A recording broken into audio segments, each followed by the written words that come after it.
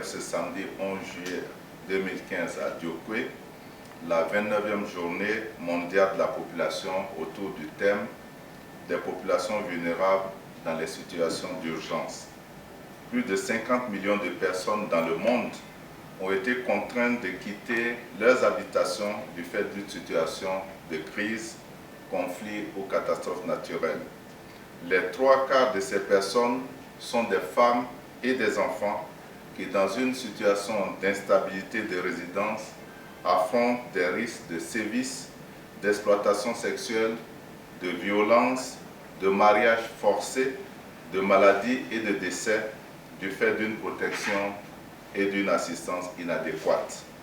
La JMP 2015 nous invite conséquemment à accroître notre capacité à prévenir et à gérer les situations d'urgence humanitaire et à répondre davantage aux attentes de nos concitoyens les plus vulnérables.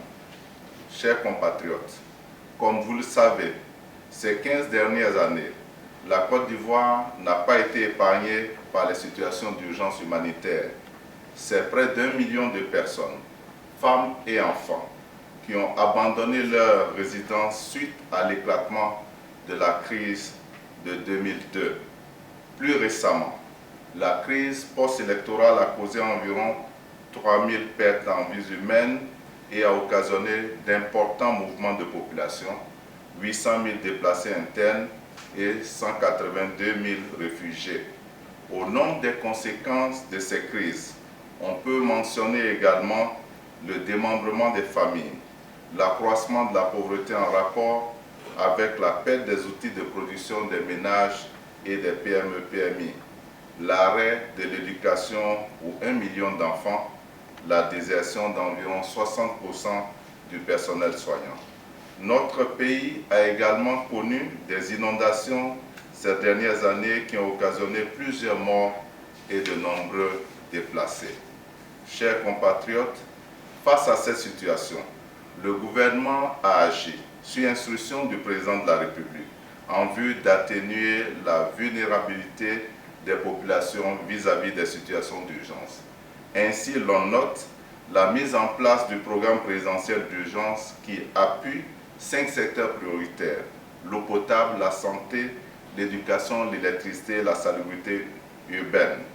La ratification de la Convention de Kampala sur la protection et l'assistance aux personnes déplacées internes en Afrique, ainsi que les accords tripartites sur le rapatriement volontaire des réfugiés ivoiriens. La promotion d'un climat de confiance avec la mise en place de la Commission Vérité, Dialogue, Réconciliation, la Commission nationale de réconciliation et d'identification des victimes, CONARIV, et du Programme national de cohésion sociale, PNCS, visant à réconcilier les Ivoiriens, à procéder à l'indemnisation des victimes. La réactivation du comité de crise présidé par M. le Premier ministre ainsi que le plan d'organisation des secours hors sec. La dotation d'un filet de sécurité destiné à soulager les populations victimes de péril. La libération des zones à haut risque par le déguerpissement des populations et le lancement des programmes de logements sociaux. La réalisation des grands travaux d'assainissement dans la ville d'Abidjan. L'élaboration de la stratégie sur les solutions durables pour les personnes déplacées en Côte d'Ivoire et du rapport sur le profilage des personnes déplacées internes retournées et rapatriées. Et enfin, l'élaboration de la stratégie nationale de lutte contre la traite des personnes 2015-2017. Chers compatriotes, le renforcement progressif de la cohésion sociale avec un impact visible, certes, mais encore fragile, mérite la poursuite des efforts du gouvernement et de ses partenaires.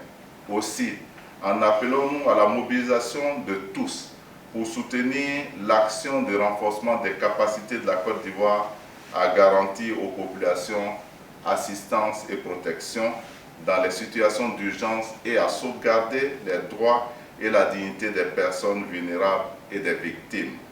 Tous, gouvernement, société civile, organisations de femmes et de jeunes, leaders communautaires, collectivités territoriales, secteur privé et partenaires de développement, nous devons agir en synergie pour faire face à cette situation.